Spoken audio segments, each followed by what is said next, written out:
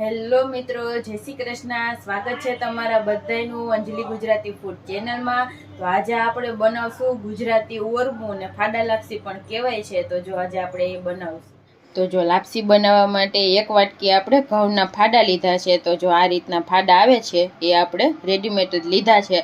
તો એક વાટકી છે આપણે આ ઘી છે અને એક વાટકી જેટલો આપણે ગોળ લીધો છે. તો આપણે આ ઓરમું ગોળમાં જ બનાવશું. અડધી ચમચી જેટલી વરિયાળી છે, 2 લવિંગ અને એક આપણે આ તજનો ટુકડો લીધો છે અને થોડાક આપણે આ બદામ, કાજુ ને પિસ્તા લીધા છે અને થોડીક આપણે આ એલચી લીધી છે. તો આપણે આને ગોળમાં જ બનાવવાનું છે. તો હાલો આપણે હવે આને બનાવવાનું સ્ટાર્ટ કરીએ.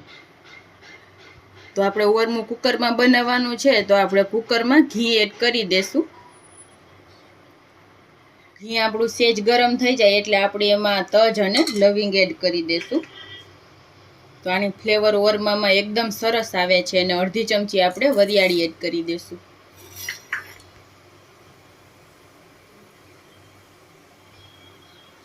હવે આપણે એમાં ફાડા લાપસી છે એ એડ કરી દેશું ઘઉં અને આને એકદમ સરસ શેકી લેવાના છે આપણે આમાં.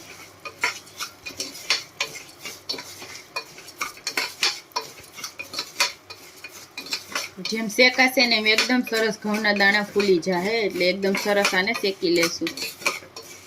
ગેસ આપણે ધીમો રાખવાનો છે.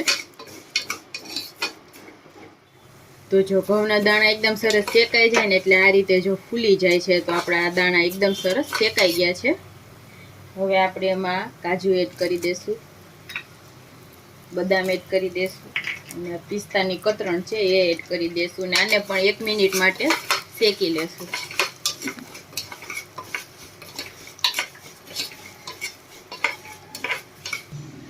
તો એકદમ સરસ આપણું બધું આ શેકાઈ ગયું છે. તો હવે આપણે એમાં પાણી એડ કરવાનું છે. તો એકદમ ધીરે ધીરે એડ કરશું.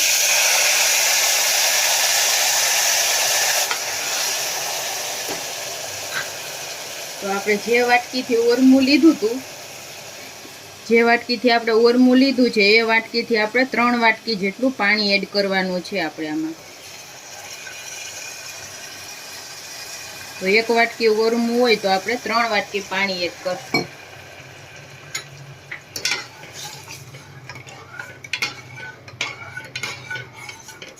મિક્સ કરી લેશું એકવાર. એલચી પણ એડ કરી દેશું એટલે એકદમ સરસ ફ્લેવર બેસી જાય આપણી લાપસીમાં.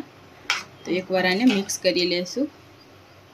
ગોળ આપણે છેલ્લે એડ કરવાનો છે. તો હવે આપણે આ કુકરનું ઢાંકણ બંધ કરી દેશું અને આને 3 વિસલ વગાડી લેશું. તો આપણે કુકરને 3 વિસલ વાગી ગઈ હતી એટલે આપણે એને તરત બંધ કરી દીધું હતું અને એકદમ સરસ જાતે ઠંડુ થવા દીધું છે. તો હવે આપણે એને ખોલીને જોઈ લેશું.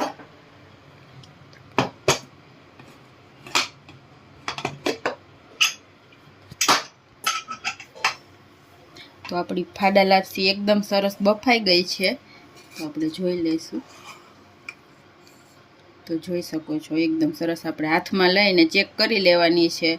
તો જો એકદમ સરસ બફાઈ ગયા છે અને એકદમ સરસ છૂટી છૂટી પણ લાગે છે. તો હવે આપણે એમાં ગોળ છે એ એડ કરી દેશું 1 વાટકી અને 2 ચમચી ઉપરથી આપણે પાછું ઘી એડ કરવાનું છે.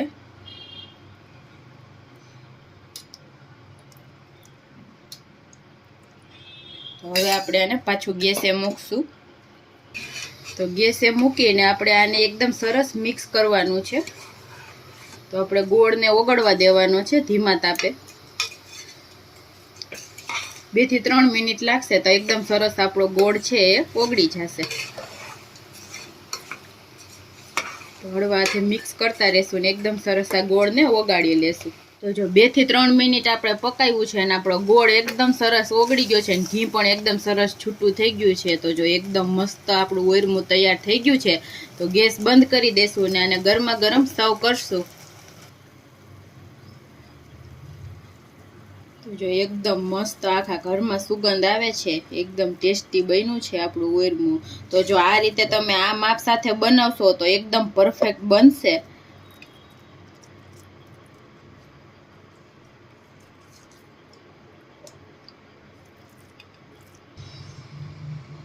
તો તૈયાર છે આપણું એકદમ ટેસ્ટી ગુજરાતી ઓરમું. તો જો તમને અમારી આ રેસીપી પસંદ આવી હોય તો અમારા વિડીયોને લાઈક કરી દેજો, શેર કરી દેજો અને અમારી ચેનલને સબસ્ક્રાઈબ કરી દેજો. તો મળીએ નવા વિડીયો સાથે.